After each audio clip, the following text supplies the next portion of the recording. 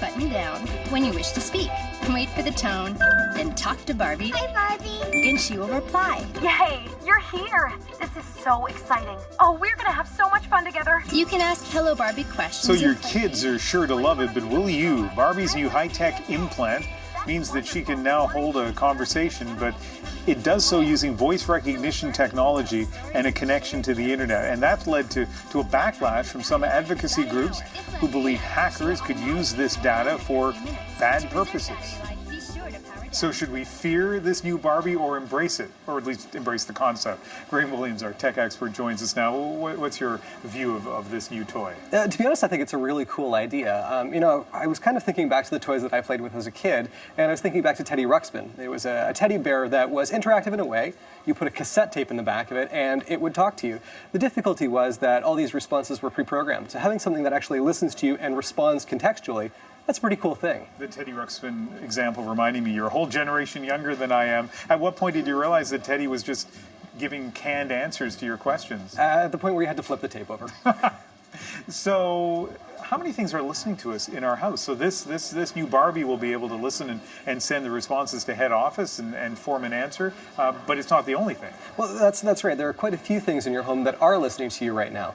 There is the Amazon Echo, which is available in the United States, and some Canadians have brought it across the border, and that's listening for a key phrase that you can set up. Your iPhone, if you have the key phrase, Hey Siri, set up, is listening to you when it's plugged in. Your Google Android phone is listening for OK Google, and the Microsoft Xbox is listening for commands like Xbox on or Xbox pause or play.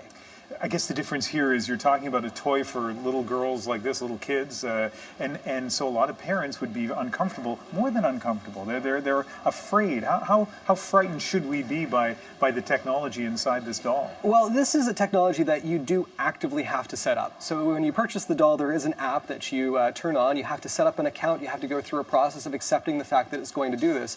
And then it's only listening when you do press the button on the belt of the doll. It is building a profile, though. It's listening to the person who's using it and learning things about them and then responding appropriately.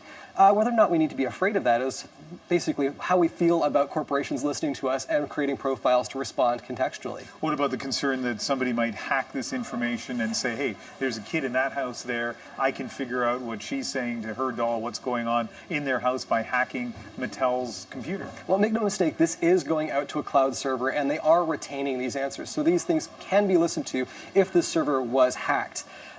This shouldn't be so much of an issue, though. I mean, this is an encrypted server, and hopefully Mattel has good protections around it. I would think that they're paying good money to make sure that they are secure. The other thing is, what are they going to learn? They're going to learn information about the person who's using the doll, which could be difficult, but it's one of those things where it's sort of an edge case. What are they going to learn and how much damage are they going to do? The thing that I would worry about is someone basically hacking that and then inserting responses in. That, I think, would be a lot harder to do, so it's not a huge fear. And what about companies acting badly? Already there are concerns about almost every bit of data a company has. People worried even when they use those affinity cards that a company's going to build a profile on you or I as we go to the department store, if we still go to department stores, I'm not sure. What about Mattel here, building a profile on a family? There is a lot of oversight, especially when it does come to companies that do advertise children's products. There's a lot of, there are watchdogs out there who are looking at this, and I think with this particular product, Mattel will be under a lot of scrutiny. So it really is up to them to make sure that there are no bad actors on their side, and I would hope that they're taking precautions to make sure that doesn't happen. One thing's for sure, way cooler than Teddy Ruxpin. I think so, yeah. All right, Graham, thank you. My pleasure. Well, as we look live in Vancouver, I hope no